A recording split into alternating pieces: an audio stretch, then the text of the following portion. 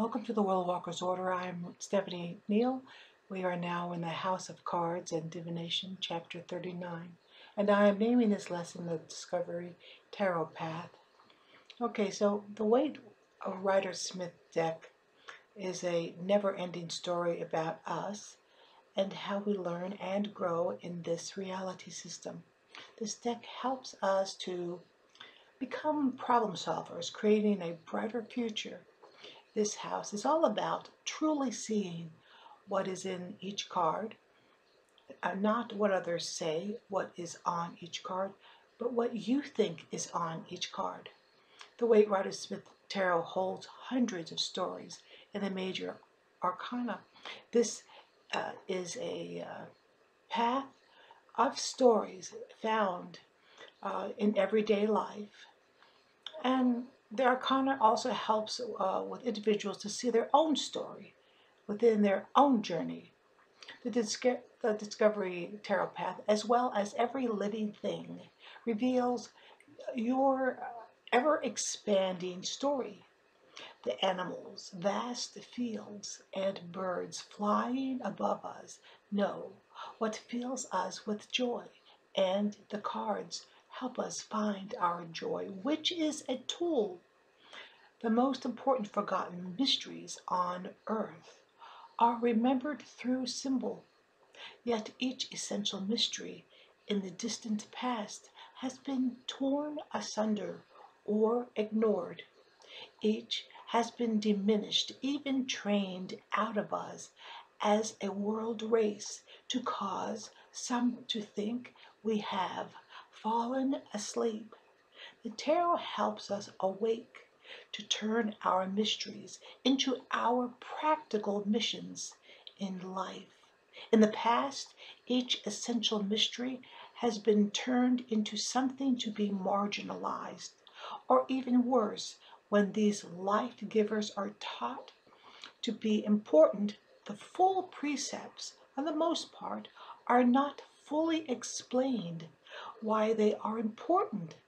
They are our lifeblood to be utilized freely with no false constructs or conditions attached.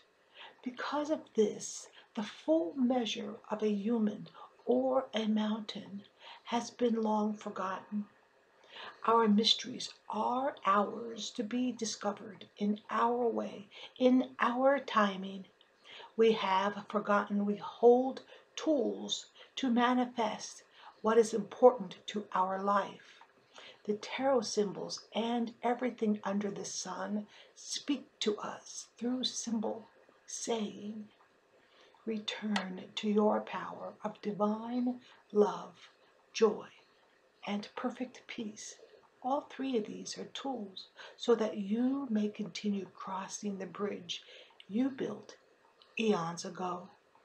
Within the peace, love, and joy triune activates universal power, your universal missions.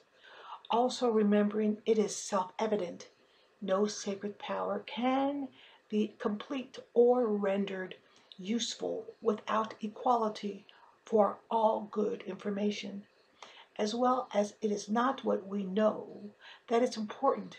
It is who we help with what we know. Though beautiful, love is just not romantic love or family love. Love, at its core, is divine in nature and is activated when given. Joy is just not a laughing matter.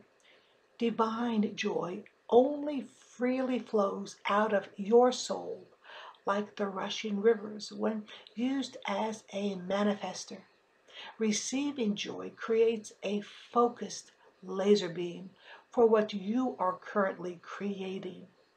Receiving and giving joy activates the same thing. Divine joy which manifests what you need to see. There is nothing to be found.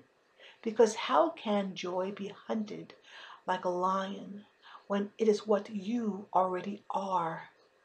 Peace is not keeping things in balance or quiet. Peace is harmony. Divine peace only emanates out of ever-expanding consciousness, like the waters running through the sea with divine purpose. It takes courage and strength to walk the magical life. It also takes courage approaching life full throttle, utilizing the power of divine love and knowing the power found in peace and joy already resides within you. Combined together activates our power. Well, your mystery. You see, you are the mystery. We are the champions we have longed to meet. Wherever you find a rose and lily or anything crossing each other in the deck, these are reminders of this mystery which belongs and is wielded by you. Thus you are the mystery that holds the promise. You are eternal as you live in this physical life because heroes are needed here.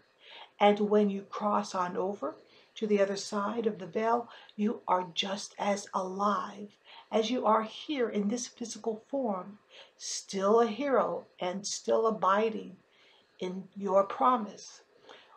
When we are here or crossed to the other side, we grow, develop, and help others do the same. With that said, I want to tell you a story found in the Major Arcana, the Fool's Journey to Self. Once upon a time, the Fool, the Zero, entered the world. This Fool is forever willing to experience everything and will be everything within the next 21 experiences within the Major Arcana. We see the Fool is experiencing life as the grand seeker as he begins an exciting journey that he knows no matter what he experiences trials or triumphs, he will safely return to eternity and his beloved ancestors. He is confident, never forgetting his powers and promises as he moves through every life and experience at the same time, protected with divine love, joy, and peace as his guiding source. He already knows behind every issue, reveals many lessons and solutions, as well as gifts. Once influences are identified, removed, or diminished enough to see the solution, the seeker soon remembers it is he who holds the power. Once solutions are found, it is time to move out of the trial or diminish it, utilizing peaceful joy and powerful divine love to manifest his next experience. After learning each life lesson, the seeker soon returns straight to the world card, returning to his center, his zero, and eternity once again, to also grow and learn there. However, for now, he begins once again through a new life. The Fool is no fool. He is a dreamer and seeker. The Fool is you walking through life, learning lessons through self-selected experiences according to your nature and what you desire to learn. He is born with everything he needs. He is not unprepared. He is crowned with laurel, signifying success is delivered through peace, fertility, and natural abundance, which is depicted by the pomegranate design on his garb. He is reminded he is a spiritual pioneer, reflected by his long red feather worn on his hat. The sun at his back, he holds aloft a rose, representing he knows love, life, and light is his power, a union that never passes away. The rose also mirrors secrets and a symbol of balance. The happy white dog is the seeker's joy and companion. He is the seeker's new beginning and a new breakthrough on these high snow-capped mountains. Snow is water, and water in all forms hold knowledge. Snow reminds us about the knowledge above. Every card depicts that we walk toward full consciousness, so we may climb to new heights and new experiences. This is one of the seeker's goals, to return to full consciousness when he is down in the valley of life. Eternity is represented by the mountains, the falcon, and the eye of Horus on his traveler sack. The eye represents explosive power. He knows no matter what he experiences, the mountain of the divine are never too far to reach. Every physical life has a transition that appears the story has ended. Yet the astral, we continue to live, and in the physical realm, we continue to live. However, we may be dust, food, and bone, yet we live. The fool soon is ready to step off the mountain, returning to the lush green valley below. He closes his eyes for a few moments, then opens his eyes, seeing he is now dressed differently and living a different life. He is now a magician. As the seeker becomes the magician, he sees he has all the tools he needs to move through life. He is inside the circle which embraces his waist. That is the Ouroboros belt he wears, representing at the end of his life he returns to his beginnings, returning to zero, to Ouroboros, the snake, returning to its tail, the cycle of life. The strong magician presents the staff, pentacle, sword, and cup as he holds his wand aloft in his hand, bringing us again to the world card, where the ascending woman holds one hand a wand and in the other the same. The magician celebrates choice. Here we see lovely lilies created by the breast milk of Hera, the first power introduced into this story, which invokes peace and birth. The lily is the promise which resides in all of us, the most important power of all, an eternal being visiting Earth for a short term to experience the physical world, then returns to eternity. Some say his stance is showing he is acknowledging the old adage, as above so below, so the universe, so the soul, as within so without. He never forgets he is eternal, with the infinity symbol floating above his head. It is time to expand and move to the next stage, because gifts and tools are not given to just sit on an altar. The magician now closes his eyes for a few seconds and opens them to become the magnificent high priestess, which ushers in strength, sovereignty, and championship among humans, proclaiming we arrived on this planet through water from the most distant stars and moons. The seeker's pomegranate shows up again, printed on the veil, hiding the vast sea behind her. She holds your book safely in her lap, holding 3 moons on her head, representing equality, free will, and forgiveness, and one at her feet, representing her firm foundation, is always mutable. She sees and celebrates your crown of glory, even if you do not at this moment. She holds the power of all things that are of the night. She empowers you, and you empower her. With one blink of the eye, the high priestess now transforms into the empress, bringing you the light of the ancient stars. The empress is here sitting before you, reminding that you are also of the light. You are light. You come from the light and produce light. You come from the most distant stars and the closest blade of grass. She wears the seeker's laurel crown and as a crown of stars. A rushing waterfall is on her left.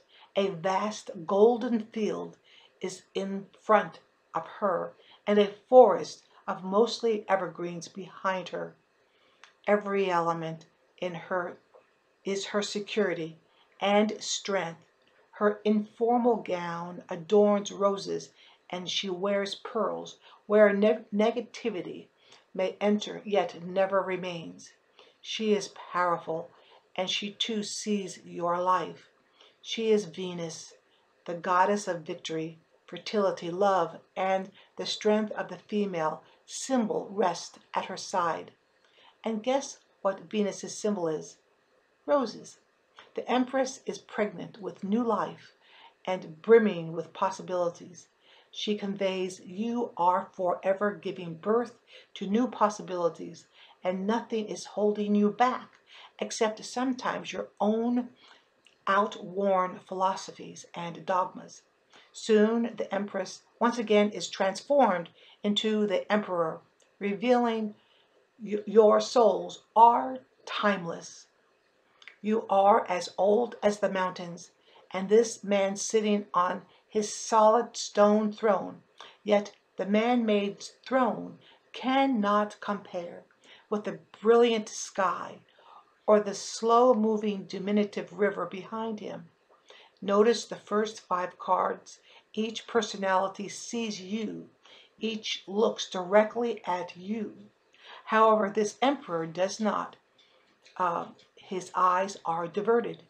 He looks away as he holds a holy ankh in his right hand and a piece of fruit in his left. Some say this fruit is a pomegranate. He is resting and preparing for the story ahead of him. This is now the second time the divine mountains representing eternity are seen in the story again. The emperor is the seeker's strong foundation. Soon we see the strong emperor becoming the Hierophant. The emperor says, in those barren times, see in this vast emptiness all the blessings you hold in your hands. The emperor now moves to another life, the Hierophant. The Hierophant repeats what the magician is conveying, yet this time he or she says, you are the key. You are the power through peace and love. It is you who moves the world to its core by your divine peace and divine love. You are the star, found in every lantern, found in every sky. The triple-crowned Hierophant enters, now introducing the precept that all things repeated, the symbols in the Major Arcana, are keys. Keys, when combined, activate the silver lining or lesson behind every trial and shows you how to move forward while giving blessings. Some say this is a male, some say this is a woman. Allow the Hierophant, like any figure, be what it needs to be. As you see, most of the main keys within this story are in the first 5 cards.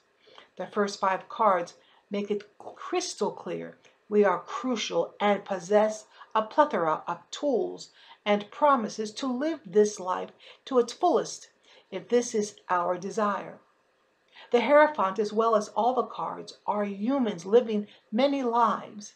Notice there are 2 columns, 2 men before the Hierophant, and 2 keys on the floor, indicating some blessings and lessons are delivered in pairs, and that life is for blessing others, not just ourselves. Now, take another look at these first 5 cards, the Magician, the High Priestess, the Empress, the Emperor, and the Hierophant. See how they all have the same energies, yet completely different. Let us now move toward the pair of lovers. It is now time for the lovers and the winged being to enter, revealing through the fruit you produce in your life that feeds more than just you. You are the winged being. visiting this reality system as well as the female flame and male, the healing snake, mountain of eternity and full consciousness in distance, and the brilliance of the sun giving light over everything. We enter this life with nothing, nude, except we have a will to learn more lessons, to add to the lessons we learned in previous lives, free and unashamed of our physicality. We see a female energy ready to take part in this experiment, and a male energy willing to be part of the story, ready to combine efforts, joining positive and recessive energies together equally, creating an entirely new energy and sphere between them. This new energy is being tested and forged through the fire, not for a higher source to see your strength and wisdom, but to show you are already strong and wise. Now enter the chariot. The winged being has turned into a strong, stout warrior, standing in his chariot with his two sphinx near a flowing river. The two lovers are now two Egyptian sphinx, relaxing on green grass. The sphinx say, "Come with us and consider the quizzes we shall present to you." Each quiz forms a scenario asking, if this happens, what will you do? This is the single question posed to you throughout your life. It is not what happens to you that counts. It is how you handle what happens to you. You see, when a person does something unkind to you, that is their path. What you do in return is your path. The chariot presents a last reminder before the seeker moves through his experiences, saying, "Remember you are the winged one. Remember you are the promise. Remember your home is the stars." And the man in the chariot is standing still, holding one of the same wands the woman holds in the world card, proclaiming your focus points to the energy you are raising and attracting to you. With the first challenge enters a woman named Strength. Once again, this is you, wearing a holly wreath and an apron made of roses. As a young woman dressed in white, with the eternity mountain in the distance, she lovingly has everything under control. A lion approaches her. She instinctively soothes his seemingly aggressiveness with gentleness. Thus, lasting strength is found in gentleness, not aggressiveness. She is then rewarded with a crown of infinity, just like the magician, because she is the magician.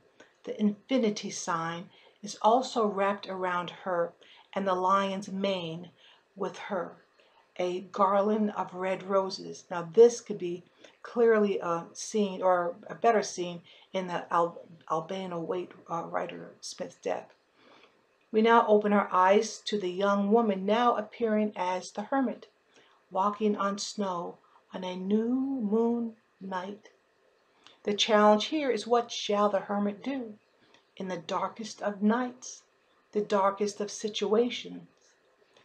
He answers by capturing a star from the sky and placing it in a lantern, just like catching a firefly and placing it in a jar. This does two things. The star he has captured is now creating a path of light for him where there was none before, thus walking safely, reminding him of his vastness and his beginnings. He stands in contemplation, as if in prayer or meditation. He is in the open air and not hidden away in a cave. Now we see the hermit dissolve into the snow-capped mountain, and a new scene appears before our eyes. This time we see the winged being reappearing. In fact, there are four winged beings, The tarot returns, the lion reappears, the snake reappears, and the sphinx returns, as well an eagle appears for the first time, as well as a bull and the red being, all floating quite happily in the clouds. The beings resting on clouds are all reading books on this card. They are ascended creatures just like the red-winged being, like you. The creatures attached to the flat discs are embracing tarot's universal truths. We are all 7 creatures, and the disc. We see the element symbols and Jewish symbols. This disc is a compass. You are once again everything in this somewhat strange scene. Are you overwhelmed by all the lives you are now living? One life you live by the sword. One life you live as a healer. One life you are a flying being. And another reality system, 4 of you are already safely home inside eternity. The Wheel of Fortune also conveys we know how to move through the constellations because we are there now. We are here now. I know this is difficult to grasp for some, to be in 2 places at the same time or live many lives at the same time. Yet, nevertheless, this is the complex being you are. Consider the last 5 cards, the Lovers, the Chariot, the Strength card, the Hermit, and the Wheel of Fortune. How will you apply their experiences to your life, or your experiences to your life? These cards introduce the main methods to vanquish attachments. With the next 5 cards, the mood begins to sharply shift when justice shows up. It reveals justice can be found with the sword. Justice can be met through measured balance. Justice can be met by passing the 2 columns or threshold and crossing the purple veil, entering spirituality in its fullness. Justice can be found through the power of measured words. Justice can be found with the power of the crown or the simple understated chair for which she or he is sitting. All these are different approaches to justice. Now it is time for the roller coaster ride, or maybe not, to begin. We start with the Hanged Man. The power of channeling or prophecy is revealed through you in this scene. You find yourself in deep meditation, considering all you have learned up to this point. You understand sacrifice and walk in wisdom and intuition, mastering divination. You rest in this knowledge, and all is well. You highlight your focus on peace, ascension, and love. The seeker is well and strong. The crossed legs are also found in the World card, signifying you are awake to the knowledge you were always awake. You close your eyes for it seems a few minutes, then on opening your eyes once again, you see you have become Death, riding on a happy, magnificent white horse. You know this is you as the seeker because of the long red feather on the Death's head. You feel happy, informing anyone who desires to hear that death has no hold on anyone or anything. You look around, seeing almost every single symbol represents life in this scene. Remembering you saw in previous cards the same sun rising in the east, roses, the cliff, the distant eternity mountains, the life-giving water, and on and on. You soon notice there are 2 individuals listening to your proclamations. They are the clergy member and the small child. You also see how it is the youngest child that comforts the older child dressed in a white gown. It is she who wears a red rose like the boy, which means she is ready to hear the mysteries that proceeds out of death's mouth. Also, this death card holds every life symbol that runs through the entire deck. The path to the columns toward the mountains and the ever-present sun.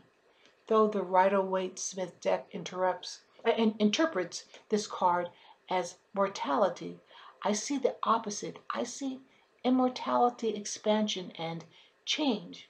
We find ourselves once again closing our eyes, only to see we have transformed into a winged being, dressed in a white gown, with the sun symbol on our forehead and a positive energy symbol on our chest, as we find ourselves pouring water into water, over water, representing all knowledge is connected, as all things are connected by water. We see our clear path coming out of the water, moving toward those same distant mountains, with the sun now completely crested. However, this time we see our crown floating in front of the sun, waiting for our return. The royal irises signify the goddess Iris, one who personifies the rainbow, the one who ushers us across the veil. Irises bring favor upon the earth.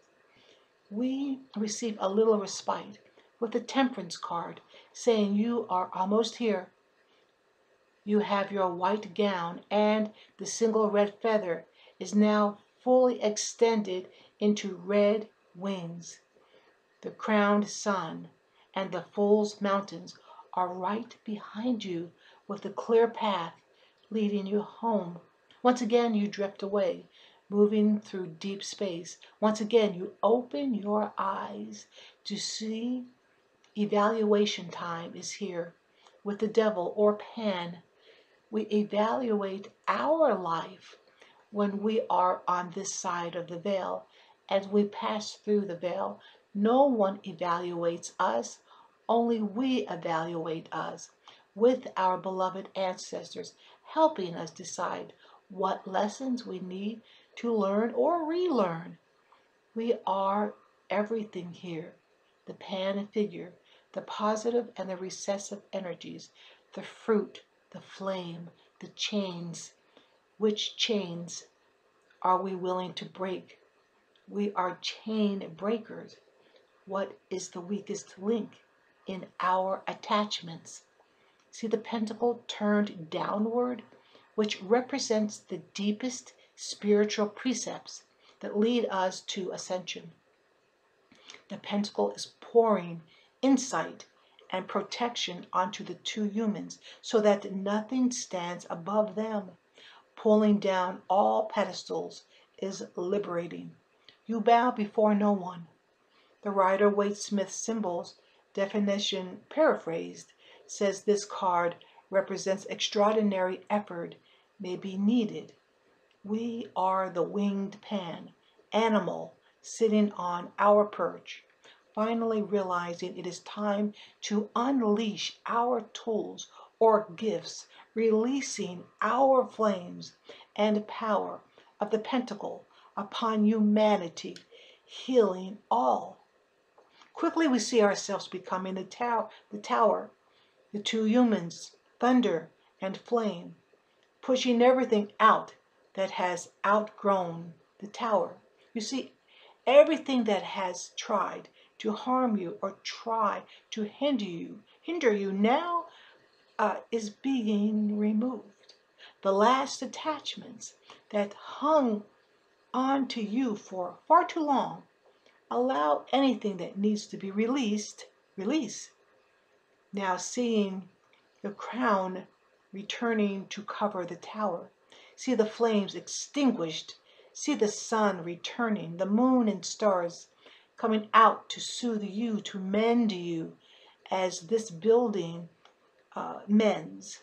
The building begins to glow white as the snow it is sitting upon, high on the snow-capped mountains. Now you begin to realize you have walked the path to the mountains of the divine. And the divine made sure everything unneeded was shaken loose from your foundation. As the humans, they are not harmed. You only need to look at the Marseille deck of 1709 to see that they only fall a few feet to the ground. Now you see the light drops falling from above to heal your brokenness. Light, healing, light. Now the last 5 cards, energies return to transcendence, each card bringing you closer to eternal bliss. Or better said, to show that you have already been transcended all along. Take deep cleansing breaths, allowing deity to touch you. Allow your ancestors to support you. With each breath, go deeper into awareness and space, that all you see are the stars spinning around you. Allow yourself to take in their stunning energy, filled with healing and memory. You look around and notice you indeed are one of the stars. Allow this experience to be enjoyed for a few moments. The star card ushers in final preparations for all the wisdom we have collected. We now can return to the water and add to the universe and humanity, returning to the light. Though we never left, we are stripped of all attachments. Some attachments we were delighted to remove, while a few took a few lifetimes to address. Nevertheless, here you are, in your pureness and power. Every stunning star is eagerly bathing you with their light as you feed Gaia before you return to eternity with your light. The moon arrives, allowing starlight to shine upon earth at night. The moon, in turn, reflects the light of the sun. We soon realize we are now being shown our life in its entirety before we travel to the mountaintop. Seeing ourselves as the stars, seeing ourselves as the brown dog, the yellow dog, and seeing ourselves as the lobster, seeing ourselves as the full moon, allowing the moon to pour her reflected light of the sun upon our ancient soul. Well done. You successfully walked your unique path that only you can complete in your time. The sun card remembers when you were a baby and all you had was every good thing to help you come back home, all depicted in 2 things: the long red feather that the seeker wears, and your life companion, the white animal that lived with you all your life. The sun watched over you and made you grow into wisdom and beauty. The sun supported you every day of your life as you remembered when you were first given your long red feather on your young white horse. The judgment card arrives showing us in the sky with our white robes and red wings, proclaiming this journey is everyone's to take. Graves made by human hands cannot hold, nothing can hold us, because we are pure, ever expanding consciousness. There is no us and them. Everyone never leaves. Deity, see the mountains? It is our physical condition that makes it seem at times Deity is far away. She is not. He is not. Death is nothing but a brief illusion. All of us are the fool, the seeker traveling many lives. All of us is every card, every symbol. Notice the last 5 cards. Clothes are not needed because we all stand before Deity in our full beauty with nothing to hide. No one judges us except we take measure of our own experiences and plan to learn more lessons through experiences. We open our eyes to transcendence. The world woman, all of us are represented by the woman transcending, returning to eternity, returning to zero, returning to center of the wheel, still wearing her simple laurel wreath with her red feather woven into her hair. She helps us remember we come from the stars and live for a short while in this reality system on earth, celebrating earth, the sun, moon, and all the stars. All things ascend, humans, animals, and all things found on the mountain live forever. We are found on the mountains, once again with our 2-legged loved ones and our 4-legged loved ones. Every card was instruction on love, joy, and peace. Love is firm, love is gentle, love is our protective ring that shall forever surround our being. World Woman helps us understand positive aggressive energy, builds pathways to each nation. Recessive energy moves everything forward with little effort and is endless. Combining both positive and recessive energies create an infinite circle of energy that never ends. Once this great truth is utilized by humans, utilizing both positive and negative energies, male and female energies, equally, this planet will catapult to the next evolutionary leap. New powers, new concepts, new organisms will be birthed and studied, while hidden organisms and senses will finally show themselves. And guess who shows up again on the top of the mountain, on the edge of the cliff again? You. Yes, your life is an initiation you designed. Great work. Until next time, blessed be.